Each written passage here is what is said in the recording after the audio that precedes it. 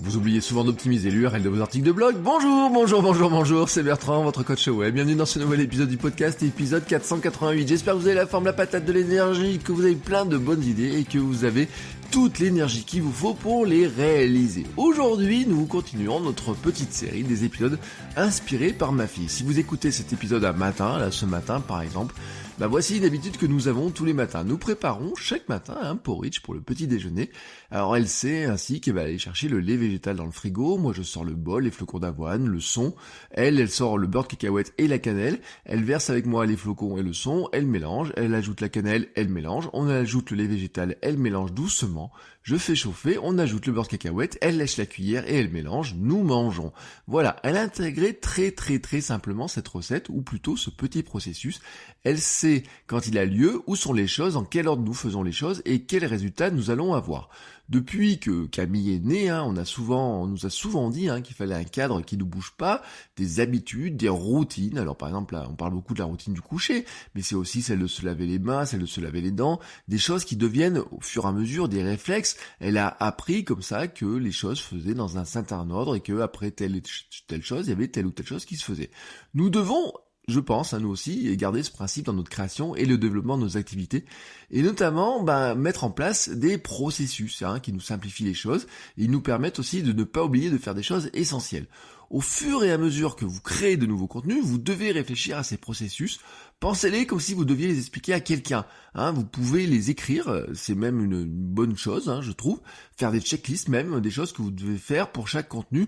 Parce que, notamment quand c'est des choses que vous faites pas, par exemple, toutes les semaines ou tous les jours, il y a des choses que vous pouvez oublier parce que c'est des étapes que vous n'avez pas intégrées encore dans votre quotidien ou dans les choses que vous devez faire. Je vous donne un exemple de processus qui à l'œuvre dans ce que vous êtes en train d'écouter dans le podcast. Par exemple, pour chaque épisode du podcast, le processus est assez simple. Préparer quelques notes, alors souvent même d'ailleurs l'idée elle est déjà quelque part dans mes notes. Vérifier le numéro de l'épisode, toujours. Choisir une accroche, toujours. Préparer le titre et le paragraphe de description qui vont apparaître sur iTunes et toutes les applications de podcast. Enregistrer le son, supprimer les bruits parasites de début, quel est le son de fin, exporter le son en bonne qualité, vérifier le son, notamment si c'est pas trop fort ou pas trop bas, et vérifier aussi si le son de début et le son de fin est bien calé, exporter le son en MP3 pour le passer en mono et le rendre plus léger pour qu'il soit plus rapidement téléchargeable, vérifier encore le son, le mettre sur Spreaker, vérifier la taille de l'image de la vignette, publier, attendre l'import dans mon blog parce que j'ai un petit plugin qui le fait en automatique, ajouter les notes complètes, optimiser l'URL de l'article pour le référencement, oui, rappelez-vous ce que je vous disais dans l'accroche, comme ça on ne l'oublie pas, classer l'article dans la bonne rubrique et les bons mots-clés, faire des liens avec les anciens épisodes et faire des liens entre les anciens épisodes et ce nouvel épisode, faire une image Pinterest et une image de une pour le partage, je fais ça dans Pixelmator, aller sur CoSchedule pour planifier tous les partages sur les réseaux sociaux, garder le lien pour le mettre dans ma newsletter. Voilà, ce processus n'est pas écrit, là je l'ai écrit comme ça, mais en fait il n'est plus écrit, j'ai pas une checklist, mais il fut une époque où je l'avais carrément dans Things, dans ma liste de tâches, dans Things pour chaque épisode de podcast, j'avais tout simplement un processus qui était écrit avec des cases à cocher. Maintenant je suis en quotidien, donc ça c'est vraiment assez intégré, donc je le connais par cœur, mais sur des choses dont vous n'avez pas l'habitude, écrire les bonnes pratiques est une bonne idée pour que ça devienne automatique. Ça vous permet aussi de réfléchir à des choses, ça vous permet aussi de vous dire, peut-être que je sais que j'oublie quelque chose, que j'oublie de le faire. Par exemple, sur YouTube, j'oubliais régulièrement des choses comme rajouter l'écran de fin, lien dans le descriptif de la vidéo, mettre des liens vers d'autres vidéos, par exemple. Et surtout, classer la vidéo dans une playlist et la partager, et partager l'URL de la vidéo dans la playlist et non l'URL de la vidéo toute seule. Oui, parce que comme ça, vous augmentez la visibilité de vos autres vidéos. Quand les gens arrivent par le lien que vous avez partagé, ils voient sur le côté que vous avez d'autres vidéos dans la même playlist. Et donc c'est mieux, ça encourage, j'ai envie de dire, les gens à regarder, l'audience, à regarder le reste de la playlist s'ils ont trouvé votre vidéo intéressante, alors que si vous partagez juste l'URL de la vidéo seule, ils voient pas qu'elle est classée dans une playlist et qu'il y a d'autres choses à regarder pour continuer, surtout si vous oubliez l'écran de fin. Petit à petit, bien sûr, j'en ai moins besoin parce que à force de faire des vidéos, maintenant j'en fais toutes les semaines. Au mois de décembre, j'ai même fait des vidéos tous les jours. Donc c'est devenu un processus qui s'est ancré. Mais ce processus-là est quand même écrit. Il y a des endroits où vous trouvez sur l'ordinateur. Ce processus-là est écrit avec une checklist. J'ai aussi par exemple un plugin. Par exemple sur YouTube, vous avez un plugin qui s'appelle TubBuddy qui intègre ce genre de process comme ça, qui vous fait cocher des cases et qui vous fait des liens directement vers toutes les étapes. Parce que c'est quand même un moyen pour nous d'arriver à travailler plus efficacement et surtout de ne pas oublier les étapes qui nous permettent d'optimiser. Ça nous permet aussi, je le dis, d'imaginer que d'autres personnes pourraient le faire à notre place. Alors peut-être vous n'en avez pas à ce stade-là, mais vous voyez par exemple pour le porridge, hier ma femme elle m'a dit un truc, elle me dit mais moi je sais pas le faire le porridge comme vous le faites vous. Et alors je lui ai pas écrit le processus, mais si je voulais et si elle voulait vraiment dire bah tiens on va le faire de telle ou telle manière, ma fille va lui montrer maintenant comment elle le fait.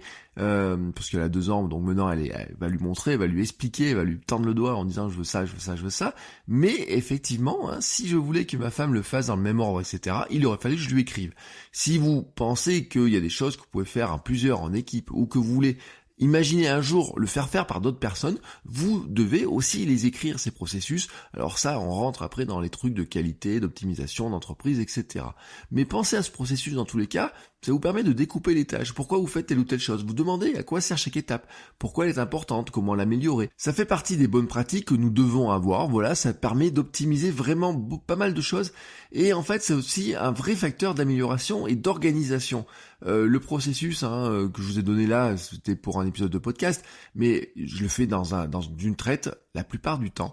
Mais vous n'avez pas besoin de le faire d'une traite comme ça. Il peut se faire sur plusieurs jours. Et en observant votre processus, vous découvrirez aussi peut-être que vous pouvez faire, par exemple, une même étape pour plusieurs contenus. Par exemple, vous pourriez faire 3 vidéos, tourner les images de 3 vidéos un même jour, faire le montage un autre jour, parce que vous vous rendez compte que quand vous découpez votre processus, il y a des moments où c'est plus adapté que d'autres, que ça vous prend plus ou moins de temps, que par exemple, pour faire votre vidéo, vous devez monter le studio, que monter le studio, ça vous prend tant de temps, qu'il faut que vous vérifiez telle ou telle chose, qu'une fois que c'est fait pour une vidéo, autant le faire pour 2, 3, 4 ou 5 vidéos, en fonction du temps que vous avez. Voilà, c'est pour ça que c'est intéressant aussi d'observer, de découper vos tâches, combien ça vous prend, parce que ça vous permet aussi de vérifier le temps que vous prenez chaque étape. Peut-être vous allez vous rendre compte qu'il y a des étapes qui sont longues et qui servent peut-être pas à grand chose finalement, parce que quand vous regardez vos statistiques, vous dites finalement ça sert pas à grand chose, et qu'à côté de ça vous auriez des étapes très simples à faire mais qui sont très importantes, qui vous apportent peut-être plus de visibilité quand vous pensez à les faire, mais que vous oubliez régulièrement de les faire parce que quelque part c'est pas encore rentré dans vos habitudes. Enfin, soyons clairs, le processus vous libère l'esprit, car en listant les étapes et en cochant comme ça des cases, vous n'avez plus besoin de garder les choses en tête et vous dire qu'il ne faut pas oublier telle ou telle chose. Et là, on touche l'effet Zeigarnik, mais ça, je vous parlerai de ça la semaine prochaine, parce que l'effet Zeigarnik a des effets très intéressants qui sont positifs, mais aussi des choses qui sont un petit peu négatives. Donc je vous parlerai de ça plutôt la semaine prochaine. Nous, on se retrouve demain avec un invité et nous parlerons de dessin. En attendant, je vous ai pas de newsletter, donc vous pouvez vous inscrire à mes mails privés, vous faites votre coachweb.com/email et comme ça, vous recevrez des conseils complémentaires toutes les semaines. Sur ce, je vous souhaite à tous une très très belle journée et je vous dis à demain. Ciao ciao les créateurs!